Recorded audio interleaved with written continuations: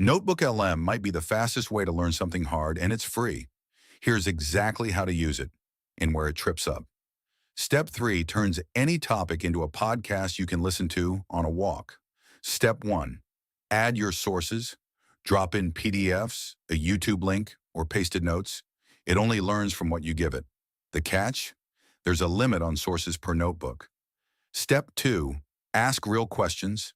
It answers using only your sources and sites where each answer came from. The catch? Ask outside your sources and it won't guess. Step 3, the magic.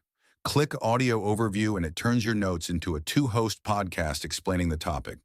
The catch? It can oversimplify, treat it as a first pass. Step 4, ask for a study guide or a timeline, and it builds one from your material. That's learning anything fast, honest limits and all. The link is in the description. I only show what I actually use.